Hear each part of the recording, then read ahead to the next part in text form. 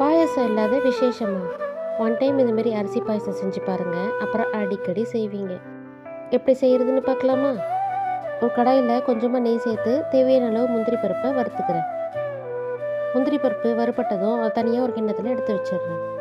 அதே நெய்லேயே ஒரு 1/4 கப் பாஸ்மதி ரைஸை லேசாக செவந்து வர வரைக்கும் வறுத்து எடுத்துக்கலாம்.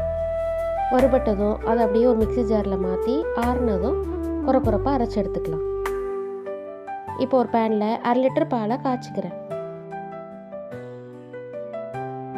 பால் காஞ்சதும் நம்ம வறுத்து குறப்பாக அரைச்சி வச்சுருந்த பாஸ்மதி ரைஸை இதில் ஆட் பண்ணிக்கலாம்.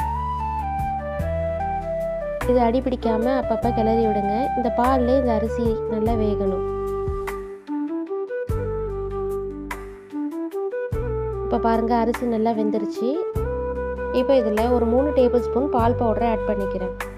உங்கள்கிட்ட கண்டென்ஸ்டு மில்க் இருந்தால் நீங்கள் அதை கூட ஆட் பண்ணிக்கலாம். இன்னுமே டேஸ்ட் நல்லா ரிச்சாக இருக்கும். பால் பவுடர் நல்லா மிக்ஸ் ஆகிற வரைக்கும் கட்டி இல்லாமல் பார்த்து நல்லா கலந்து விட்டுருங்க. இப்போ இதில் ஸ்வீட்னஸ்க்கு ஒரு 1/4 கப் சர்க்கரை சேர்த்துக்கிறேன். 1/2 லிட்டர் பாலுக்கு 1/4 கப் சர்க்கரை கரெக்டாக. சர்க்கரை கரைஞ்சி ஒரு கொதி வந்ததும் வறுத்து வச்சிருந்த முந்திரி பருப்பை ஆட் பண்ணிக்கலாம்.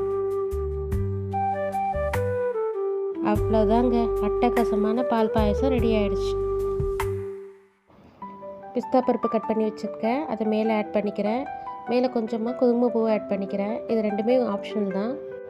இதை சூடாகவும் சர்வ் பண்ணலாம், இல்லை ஜில்லுன்னு சர்வ் பண்ணலாம். கண்டிப்பாக ட்ரை பண்ணி பாருங்கள். இதுமாரி குக்கிங் வீடியோஸ்க்கு என்னோடய சேனலை சப்ஸ்கிரைப் பண்ணிக்கோங்க. தேங்க்ஸ் ஃபார் வாட்சிங்.